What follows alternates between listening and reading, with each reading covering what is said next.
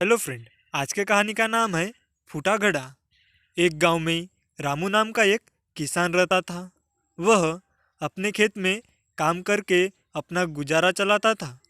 एक दिन वह अपने खेत के बीज लेने के लिए शहर गया।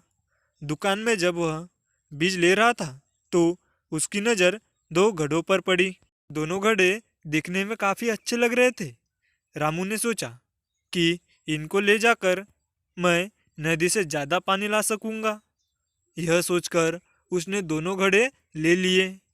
अगले दिन उसने दोनों घड़ों को रस्सी की सहायता से एक डंडे के बांध दिया और नदी की ओर पानी लेने चला गया।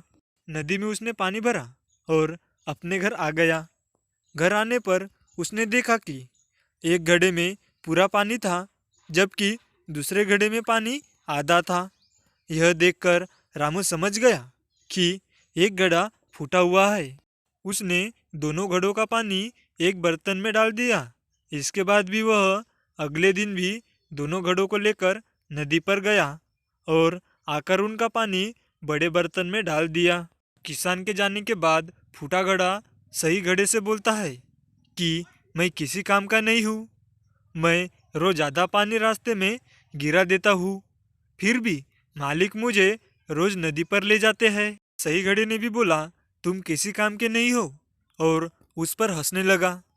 अगले दिन जब रामू नदी पर जाने के लिए घड़े लेने लगा तो फूटा घड़ा रामू से बोला, मालिक मैं किसी काम का नहीं हूँ, फिर भी आप मुझे लेकर जाते हो। मैं आपकी मेहनत को खराब कर रहा हूँ, इसलिए मुझे यही छोड़ दो। इस पर रामू फूटे घड़े से बोला कि तुम अपने आप को बेकार मत समझो। तुम मेरे साथ चलो और रास्ते में आते समय रास्ते के फूलों को देखो, उससे तुम्हारा मन ठीक हो जाएगा। फूटा घड़ा मान गया और रामू दोनों घड़ों को लेकर नदी से पानी लेने चला गया। आते समय फूटे घड़े ने रास्ते के फूलों को देखा तो उसको बहुत अच्छा लगा, लेकिन जैसे ही घर पहुंचकर उसने अपने अंदर आधा पानी देखा तो वह फिर से दुखी हो गया। रामू ने फूटे घड़े को बताया कि तुम बेकार नहीं हो, तुम भी बड़े काम के हो। जब मुझे पता लगा तुम फूटे हुए हो तो मैंने फूलों के बीज लाकर रास्ते में बो दिए। तुमने जो रास्ते में आते समय फूल देखे वह सब तुम्हारे पानी से उगे हुए फूल है।